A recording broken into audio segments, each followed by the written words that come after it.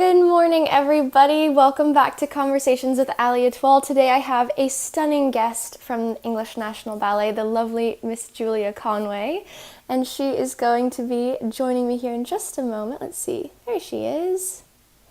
Add her in. How's everybody doing? Good? Hi. Oh, there she is. Hey, Julia. Hi, how are you? I'm good. How are you? Thank you. Welcome to Conversations with allieetoile. Exciting. Thank you so much for being part of this today. I am beyond happy to have you, and I'm really excited to today's conversation. Yeah, me too. Thank you for having me. Absolutely. Well, before we begin, I kind of introduced you very little, but I want to hand you this metaphorical microphone and allow you to introduce yourself, talk a little bit about who you are, where you're dancing, what you're doing now. Okay, so I'm Julia Conway, and I'm a first artist with English National Ballet. I'm English American. I was born in London, but my parents are American, and I've lived a bit in Florida, where I met Allie with Magali Suarez, and I trained at Royal Ballet Upper School, and then I joined English National Ballet about 3 years ago. And yeah, Amazing. I've been going good. That's where I am now. Well, amazing, amazing. You know, today I have so many people who have already wrote in some amazing questions that I wanted to touch on. But of course, for those who are watching this now, please feel free to send any questions or comments in as we go. And without further delay, let's get started. So, obviously, right now is not the greatest time in the world. For many reasons. You know, obviously the coronavirus thing is tragic, it's scary, there's a lot of unknown, and it's affected the ballet world, the world in general, in a huge, huge way. And so I'm wondering, what can you tell us? What is the current situation with English National Ballet? I'm sure you're in a very similar situation to BRB and Royal and all that, yeah. But I would love to know, you know, what are you guys currently doing, and, you know, what are you hoping to be doing in the future? Well, I mean, I think right now it's a little bit unknown for everybody. I'm sure it's the same for other companies. Yeah. Like, right now, I mean, English National Ballet is really doing the best they can to stay relevant, but obviously we can't perform. And the dancers are all home, so we're trying our best to stay in shape and dance. But, you know, it kind of is what it is right now. Yeah. I think it's going to be difficult financially, too, for the arts in general.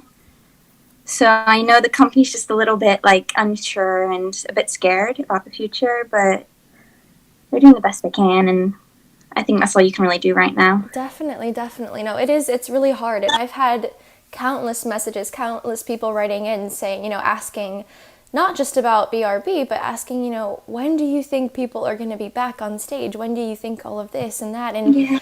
it's such an unknown, and it's hard to really say, Yeah. you know. I think, the we wait hardest for the government, but who knows? Absolutely. No, the hardest thing is Yeah. not to have an answer, you know, because I feel that dancers are individuals who are so used to being, you know, very regimented and planning our schedules, planning our shows, planning ahead into the future with what we do. And this is a time where there's just, you know, you kind of wake up and you're like, okay, now It's what? strange. You know? It's very strange. So it's been very interesting. And so I want to use that unknown as the first kind of topic of conversation today, because I've had a lot of people send in questions about this one. And, you know, a ballet dancer's career is short already. We know this. It's not, you know, the typical length of a normal career, say, of someone who works 9 to 5 in an office, you know. Unfortunately, our bodies don't last that long. If we're lucky, sometimes they do. But in a career that's already short, how does it feel, or what does it feel to have to take time off when this is something that we didn't really ask for? You know, it's not an injury, so we're not, you know, working to heal. It's not a personal leave. You know, this is something that is just, it happened, and now we're like, oh, okay. So what are your thoughts and feelings on having time taken away from our career? I mean, or do you view it as such? Obviously, it's not ideal. Yeah, I haven't thought about it that way. It's actually interesting because we do have short careers. But, I mean, I try not to dwell on it too much because it's like, it's really out of our hands right now. So if you get, I don't know, for me, it's like I'm just trying to stay positive and live day to day instead of thinking like in the long term how much time is lost. For sure. Because for me, if I go down, I don't know, everyone's different, but if I go down that kind of dark thoughts, I'm just like, it's a little depressing. Oh, for sure. I mean, maybe I'm kind of living in denial, I don't know, but I just try to take it day by day, and in a way, I'm trying to find the positives in all of this, because I think there are. I know it doesn't seem like it sometimes, but you know, sometimes it's good to take a step back from your life, and it makes you reflect. Yeah, no, I and it makes you completely think about agree. what you're doing and where you're going. So that's good. No, I couldn't agree more. I think that that's an amazing mentality because I have, and I've seen it, and I've been receiving these types of messages, you know, Yeah. with so much fear and so much unknown and a lot of anxiousness, you know, anxiety with, you know, falling down that rabbit hole of being scared and just not sure. But like you said, there are so many positives that come out of this as well in ways that might not necessarily be directly related to being in a studio and working on our craft, but they do build us up as not only as artists but as people. And It's true. that is the thing that I have been preaching on here the most is, you know, of course, I'm Allie the ballerina, you're Julia the ballerina, and that's a major part of who we are, and that's oftentimes a lot of the ways that people identify us, you know, that's how they know of us. Yeah. But we're also... But there's more. There is. We're people too. We're yeah, people. And sometimes I even forget that about myself. I get so stuck in the day to day in my career. I'm like, because right now that is the biggest focus, I think, for a lot of us. But then when that's actually taken away from you, it makes you think, well, what else is there to me? And who am I when I'm not dancing? More. Yes, yeah. And it's actually questions that I think need to be answered sometimes. For me, at least, because it's like stuff I never thought about. Definitely. And now I have this time to think about stuff, and it's good. You know, you learn more about yourself. I think it's always important to know yourself as best as you can. Absolutely. No, I could not agree more with that. You know, and I want to tie that into the next topic, which is, you know, it goes without saying that this type of art form is very physically demanding, mentally demanding as well. And at times, sometimes the physical outweighs the mental and vice versa. What for you do you feel has been a bigger challenge, or have you had a challenge where it has been more physically demanding or more mentally demanding? I mean, I've been really lucky, like touch wood, but I've never had any big injuries or anything. So I've been happy that way. But you know, ballet's still physically a lot, always tired. Mm-hmm. But it's also mentally a lot. I mean, I think it's kind of, for me, it's been both. Absolutely, yeah. Yeah, but I've been lucky. I haven't had any huge physical things or huge mental things. But it's something that you have to deal with on the day to day, anyways, to keep healthy both in body and in mind. Because otherwise, I think ballet is like very hard. Like you said, on both of them, especially like if I look at it mentally, it takes a lot out of you, and you have to have a very strong mindset. Absolutely, yeah. I think just keeping healthy and positive is important. Otherwise, it's really easy to get lost in, you know, dark places. Absolutely. I know keeping the balance is definitely something, I mean, no pun intended, we all want to be on balance and we're dancing, right? But in balanced in life, I mean, that's something that's equally as important, you know, just being able to identify those areas. And this is something that people have also wrote in, you know, how do you feel about having strengths and weaknesses as a dancer? And something that I've always reverted back to is I don't believe that dancers have weaknesses. And I don't like to use the word weakness because I think that in order to do what we do, it takes an immense amount of strength. And of course, I will be the first one to say I have many areas that I'd like to improve on. We all do. But we all do, and that's the nature. Yeah. That's the nature of what we do. We're constantly working to try and better ourselves.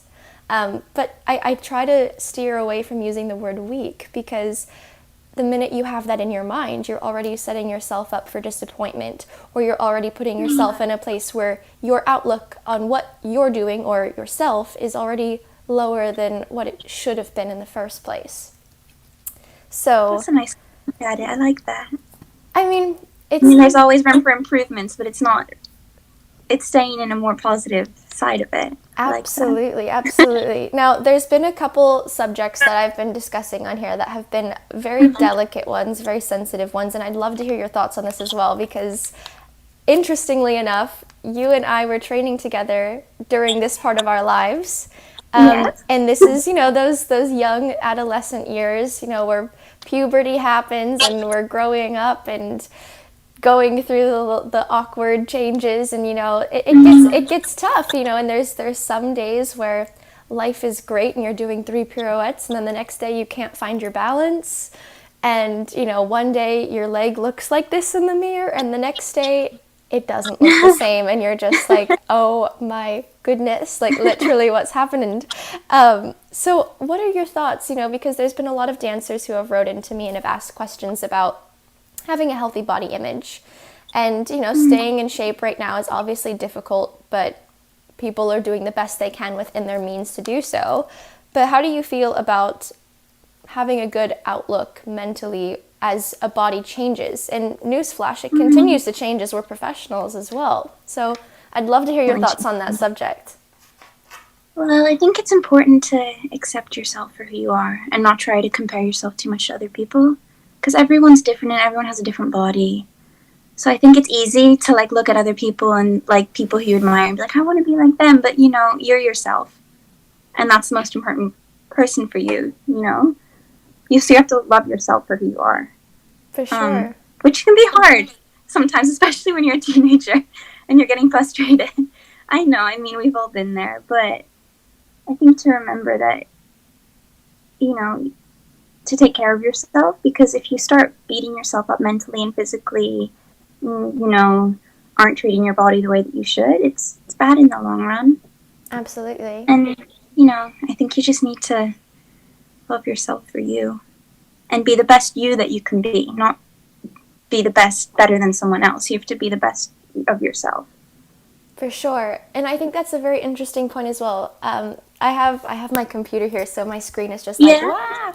And someone wrote in, especially now, because a lot of us are on our phones, a lot of us are very much dependent on social media to stay connected with people and, to be able to keep ourselves somewhat involved in the ballet world per se.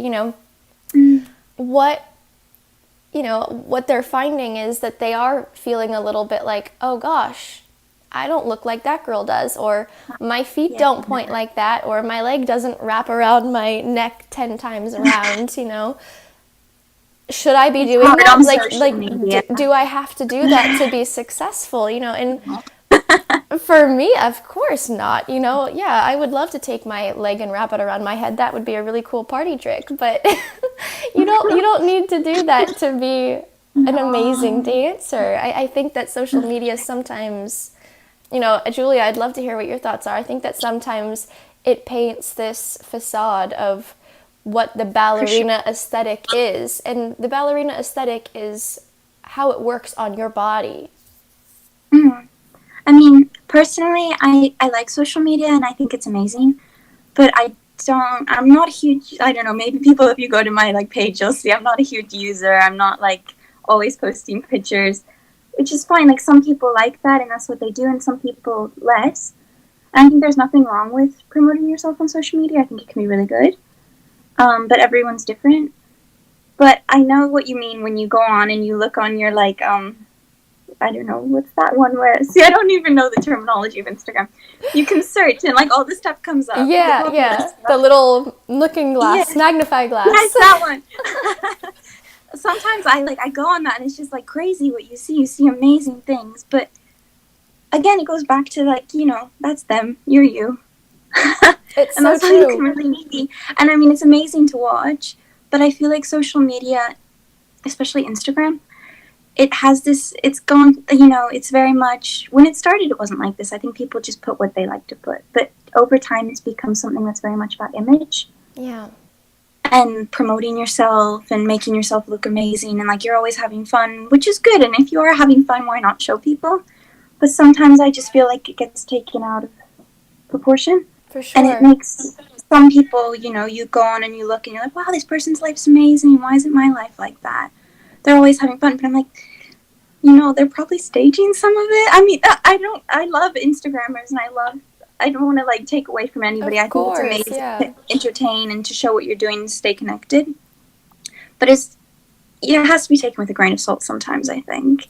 Absolutely. No, I could not agree more because I do think, especially for those younger dancers out there or students who see these types of things out there, and it's someone wrote into me, and this was a very valid point, is how do you feel about students taking the online professional classes? That was a really big thing for me because I know that 12-year-old Allie would be logged on to Zoom every single professional class I could possibly find, probably just because I wanted to watch all the professionals dancing, and honestly.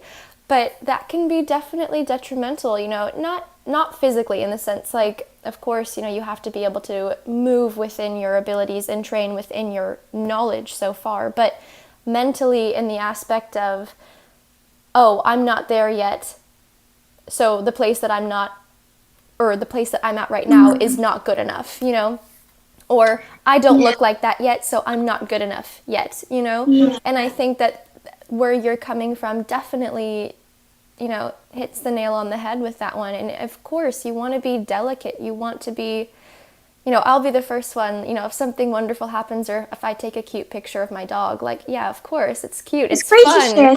People like to see things about your life. But there are other things, you're exactly right, that not everything that we see out there is an accurate representation of this art form. And one of the most important things that I like to refer back to, and this is coming from one of my colleagues who's actually a really amazing photographer, is ballet isn't pictures, ballet is movement. Exactly. It's not posing, it's moving. Absolutely. So it's amazing to capture art, which, it's incredible. I think that's one of the things why dancers are such amazing subjects to capture behind a camera.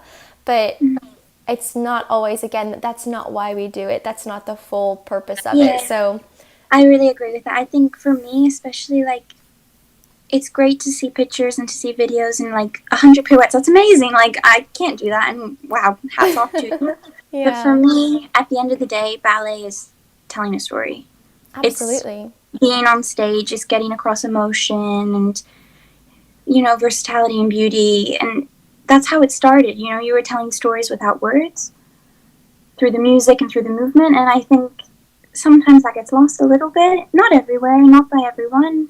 But, if you look back to, like, the 70s and the 80s and, like, amazing artists, and it wasn't about how high your leg is and, like, how all the tricks and all the aesthetic parts of it, which was, of course they were beautiful too, but, like, it was what they were doing on stage and what they were getting through to audiences, which I think is really important.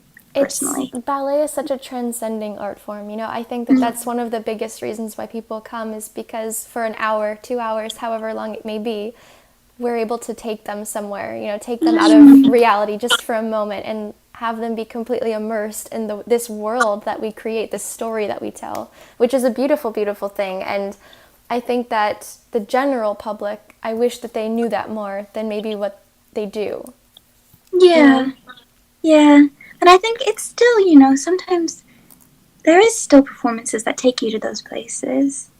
And I think people can see it. You can't ignore it. It's amazing when you see a performance and you see dancers who just, you get lost. You forget that they're the dancer. You forget they're, so-and-so from here. They become Giselle or absolutely Manon, or they become that character, and you forget that they are portraying that character. They just are, which is amazing. Absolutely. And I think that's what ballet and storytelling is about. Absolutely. And being able to do that it's difficult. It's a feat in itself. And so someone has just wrote in, which is a very unique question as well.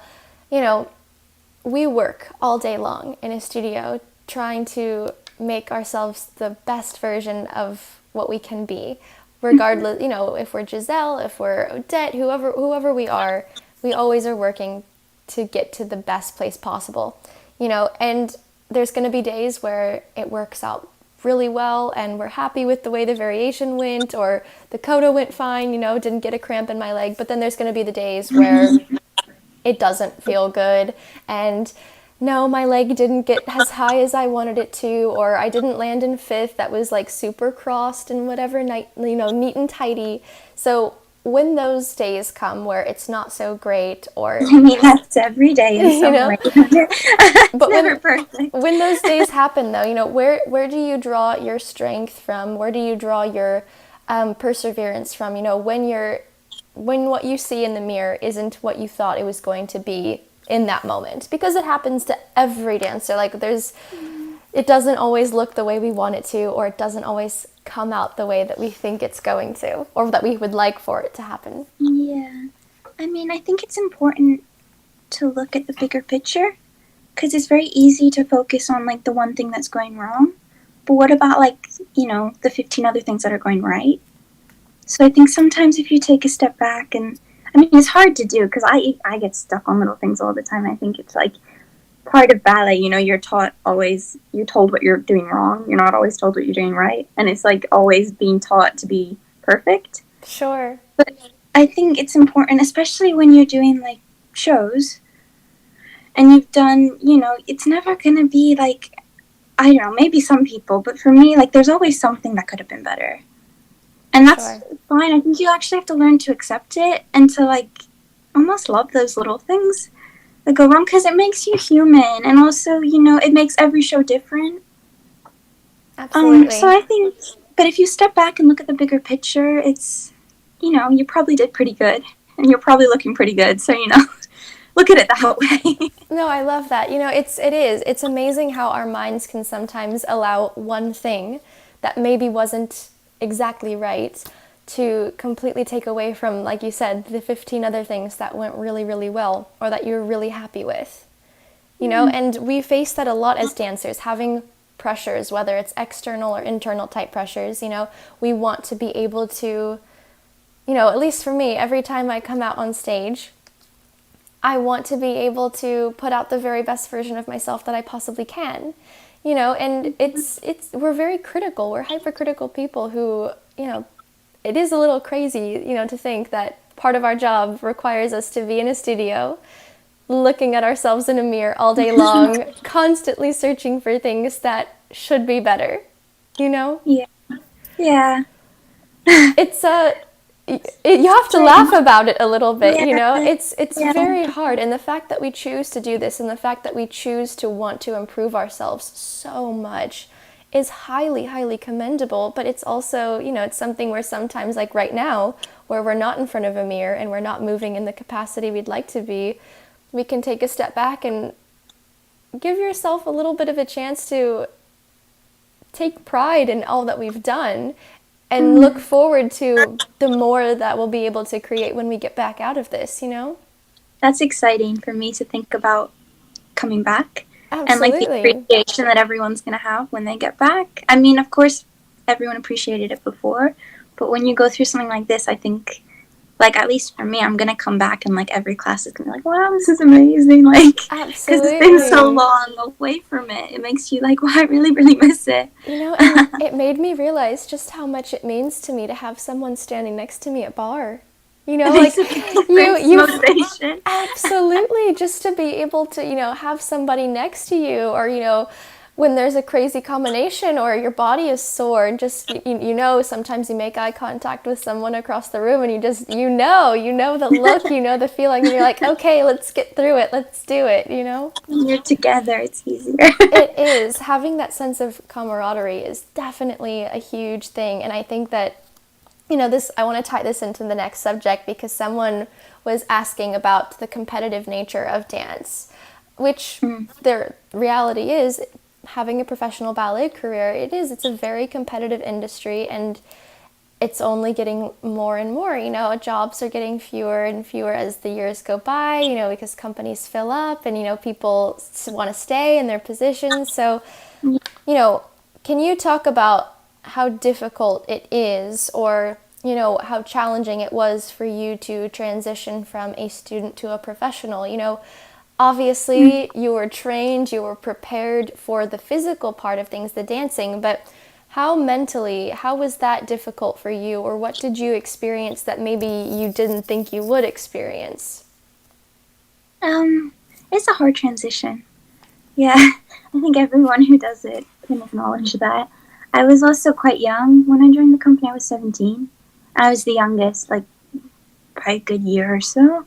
So it was hard for me in that aspect that I felt like a baby. Mm-hmm. And for a while, I still felt like a baby. I think part of me still does. Maybe part of me always will. But at the beginning, it was like I really felt like everyone, like I felt like a child and everyone was grown up. And I mean, it wasn't the fault of the other dancers. They were really, accepting and welcoming. But also, I joined mid-season, which I think also made it a little hard because it wasn't, like the beginning of the season, like, hi, everyone, we're starting fresh. I was the only new person, and I was joining for some tours. So it was hard because I felt a little bit like I was coming into something that was already so established, and I was a bit of like the little outside baby. Sure. But I think over time, I'm the kind of person I get more comfortable over time and I open up to people over time. So for me, over time, slowly, it's like I became more comfortable and I got closer to people and I felt like I was more able to be myself. Definitely, yeah. But that was quite a unique situation. I think it's different for everybody. Absolutely. Everyone has their own unique path. It's very interesting, to say the least, the dynamic of a company and the dynamic of figuring out which place is right for you. Even the question of what type of school or training situation is right for you as well. Those are all very, there is not one set path to this is what you have to do to become a dancer. Everyone's journey is wildly different, and in a good, positive way. I think that you have to nurture the individual. Yeah, and also the way you go, it really dictates who you become as a dancer and as a person. So it's exciting, I don't know, to look back on your path and on your colleagues' paths and kind of see how it shapes you, For sure. how it shaped them in different ways and different values even. It's very cool. I like that. No, it's a very unique point of view, and you're exactly right. It shapes, I feel like dancers are very much, I like to compare us to clay, and constantly throughout our career, we are being molded and designed by incredible artists, by incredible people who give you tools and give you knowledge and research, resources to become the artist that we're meant to be. And I want to talk about, again, figuring out who you are, your identity as a dancer, because this is a question that I feel lots of people have sent in, but it's a topic that not many dancers discuss, and I think it's unique, not in the sense that it's like life-changing, but it really affected me when I first heard it, and it made me think like, oh, well, I don't think I ever thought about it. It just sort of happened, and that is, it's kind of similar to how do you figure out what style or what school is right for you, but how do you feel your training has impacted you as a dancer and the way you move? For me, I'll use myself as the example. I wanted nothing more than to dance in England growing up. I wanted to be with one of the Royal Ballets, and that was it. Like, if you asked me, that was the game plan. Like, there was no other option. And you made it. Well, that is a positive, yeah. But when I went to Royal Ballet Summer School for the first time, I was told, you're a nice dancer, but you're not the royal type. You won't have a career here. And that for me was like all of my hopes and dreams and everything I'd ever wanted since I was 12 was just like derailed. And I was like, oh, okay. So I didn't change my training. Obviously I had the same coaches and everything, but it kind of made me think that, oh, well, I'm not that type of dancer, so I won't have that kind of career with that kind of company. So, obviously I use that as fuel, and fast forward some years, hello. But also, with my colleagues now even, I don't move the same way they do because I didn't have that Royal Ballet School training, which it is. It's a very I don't want to say stylized, but it is. It's a very stylized school. Yeah. So what could you say to students who maybe, or, students in general, students who are training a certain way and have these dreams or goals of a company they want to join, is it important to train the same way that you want to dance, or what are your thoughts? At least from... That's a hard question. It is a hard question. I think ways, yes. But in ways, it's no. I mean, I had a lot of different styles growing up because I kind of was living in different places. So I had a bit of Russian, I had Cuban, I had some English, I had some French. And I liked that I had so much different influences because it opens your mind up to, like, you know, when a different rehearsal director comes in, you're more accepting, I think, because sometimes I feel if you're trained one way, it's like, that is the way, there's no other way, this is ballet, and if you're not doing it this way, you're wrong. Yeah. Which I don't think is the case. There's different schools, and, you know, there's positives to be taken out of all the schools. So I personally feel like it's good to have a bit of everything, and then find what works best for you, and then hopefully you can find a place that suits you and suits who you are as a dancer. But in other ways, like, some people are quite narrow-minded still. Like, some companies, you really do need to go through those schools to get into the company. Sure. I mean, there's always exceptions, but I think you have to really look at, like, where do you want to be? Who do you want to be as a dancer? And then depending on that place, like, some places, you know, it's easier to have way different training styles and come into it. But other places, maybe you do need to commit to it young. Yeah. And stay on that path. I think it's different depending on where you are and who you are. It's interesting, you know, you mentioned as well, you know, you had multiple different kinds of training at a young age. I fall into that category as well, you know, where I didn't have just... a lot of American people. I didn't have just one set syllabus, you know, this is the way I'm going to go throughout my schooling years. And, you know, I look at it from the standpoint of, again, there's pros, and I don't want to say there's really cons, because I think that as long as you're learning, I think that's an incredible thing. And I think that all dancers should be wanting to be like sponges. You know, you want to be able to absorb the good, you know. And for me, as I got older and was exposed to these different types of movement, you know, I figured out easily that works for me really well, and that does not. So we're going to just... You can kind of sense it sometimes. And also, hopefully you'll have important people and coaches who will tell you and be honest with you. And I think, but a lot of it you can feel yourself, like, this doesn't work for me. Definitely. Which is fine. At least you tried it, and then you know. You know, and I think it's interesting too, because that training and having different types of schooling, you know, I thought that, okay, well, that's the end of it. And then no, it's not. You join a company, and then someday a choreographer is going to walk in and say, move like this. And it's just, it's overwhelming sometimes, but also having that broad vocabulary of movement, you know, it's something like, oh, I've seen something like that before. And then here you are in a professional application doing that, you know? So it does. Go ahead, sorry. Oh, no, I was go ahead. I was just going to say, I think it's good to be able to, at the very least, expose yourself or be open to learning about those different ways of movement. Yeah, I was just going to say, even at EMB, between our ballet masters, we've got all different backgrounds, and they come from different countries. So even within the company, it's funny, like, you'll be working with one ballet master one day, and you'll be working a certain way, and then another one has different inputs. So it continues into the company. So I think it's not like once you get into a company, that's your set, like, style, and that's all that it is. That's so true. There's still room for movement and growth and different ideas in the company. And then, because you're more independent, I think you have to really focus on yourself and find what's best for you. For sure. Because when you're having those different voices, you want to take from everybody. You want to take the good from everybody and what works best for you from everybody.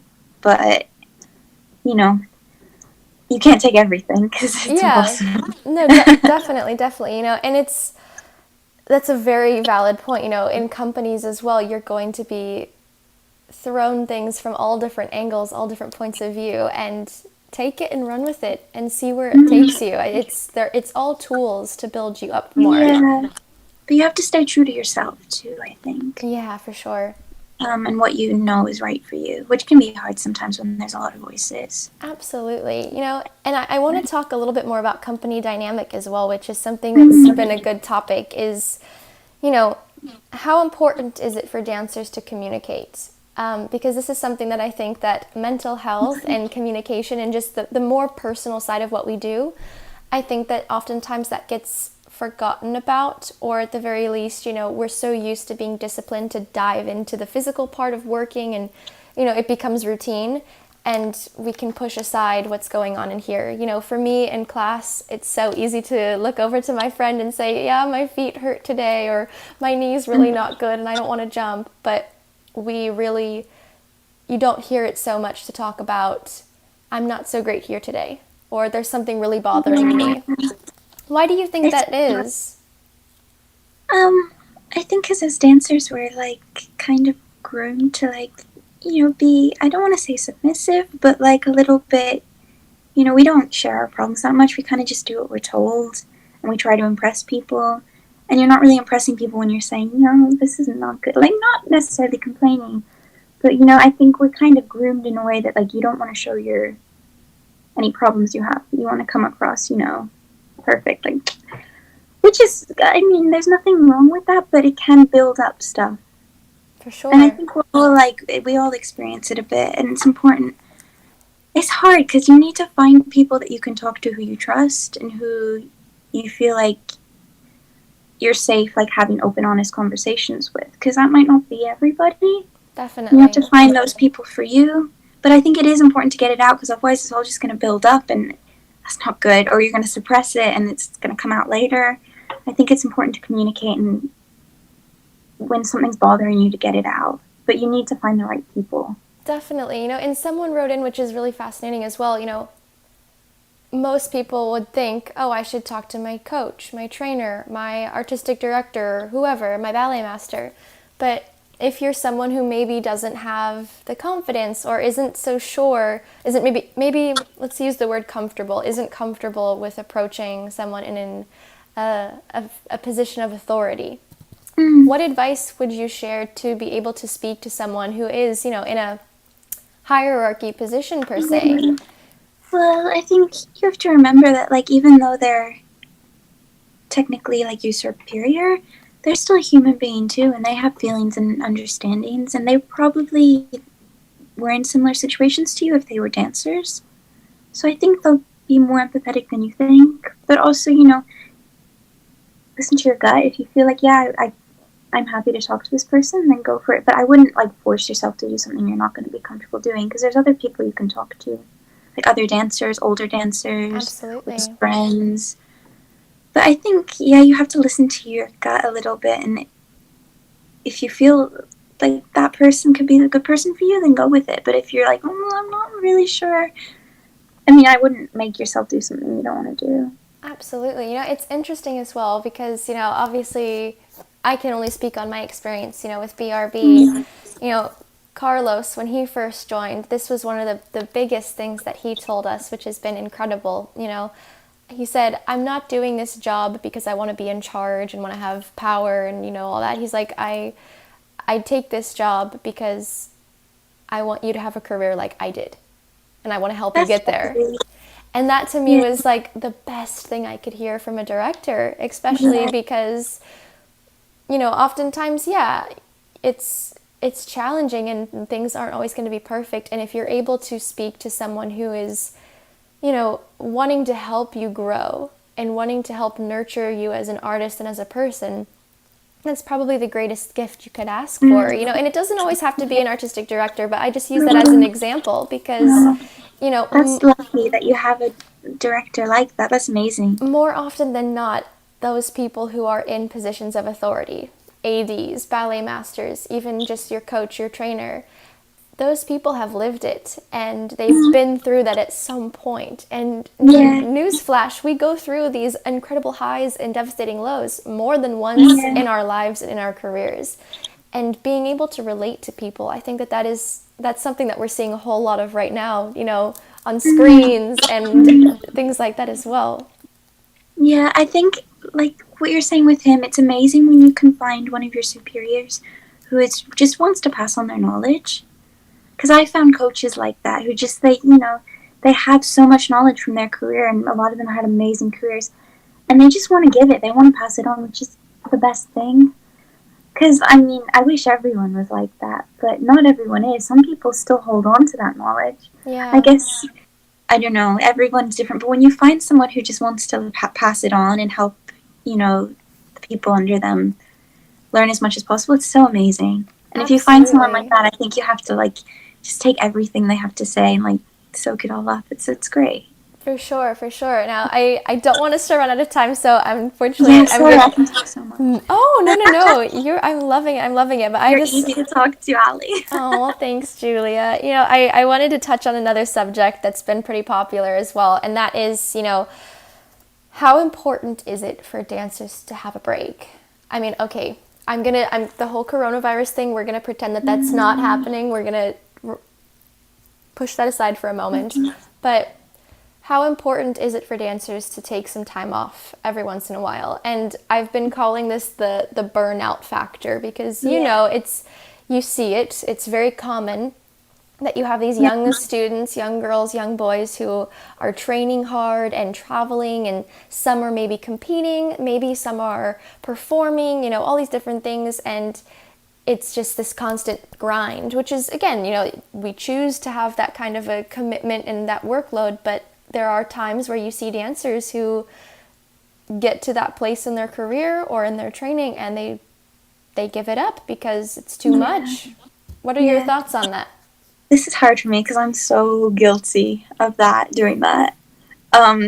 Since I was little, I'm like, I think because you knew me when I was younger. I never really stopped. We were ballet, like, bunheads to the max. Yeah. Yeah. I'm still guilty of it sometimes now. It's hard knowing, like, because if you're like on a roll and you're doing good stuff, especially as a girl, sometimes I think you put pressure on yourself that you always need to like keep going in order to stay in shape and to keep doing well. But it is really important to have breaks, and I'm learning that now as I get older. Because now when I do give myself a break, even if it's a short one, I feel so much better physically and also mentally, because I think it just allows you to go for a little bit, and then you can come back stronger. For sure. Because you're ready and like you're relaxed. So it's something that's very important, and I'm guilty of not following my own advice sometimes, but it's very important. I think we all are because, like you said, dancers are very dedicated people, and we're very I don't want to say like we're workaholics, but I do. I feel like it's very hard to find a dancer who doesn't want to just be like 100%, let's go. I mean, I'm not going to deny it. There's days when we're tired and, it's like the 90th show of Nutcracker. I've been there. When we're all like, oh, okay. But more oftentimes than not, it's hard to find a dancer who doesn't want to just give it their all, no matter what role they're doing, how they're doing it. And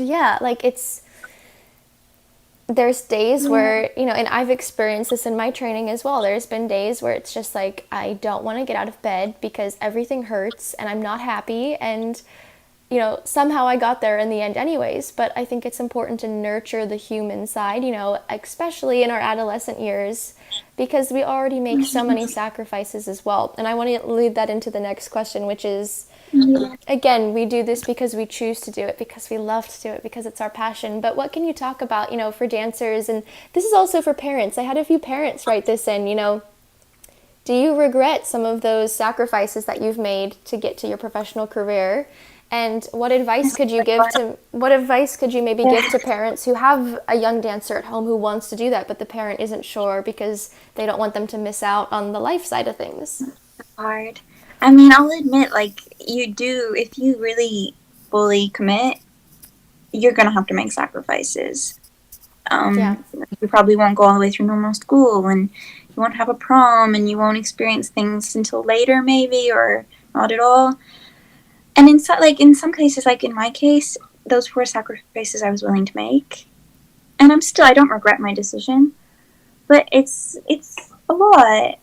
And I think you have to you have to really think for yourself, like, is this something I'm willing to do? Is this something do I love this enough? Does it give me enough joy? And do I want to commit to this as a career enough to, like, let go of some of these little things, which, I mean, they are little things, but when they add up, it is almost like you lose part of your childhood. I don't want to say I sound morbid. I mean, it's childhood, but you do lose a lot of, it's valid, like, normal childhood things. But I think if you are in a place where you're like, yes, that's okay, it's worth it to have this whole other amazing side of another world that most people don't get to experience. Absolutely.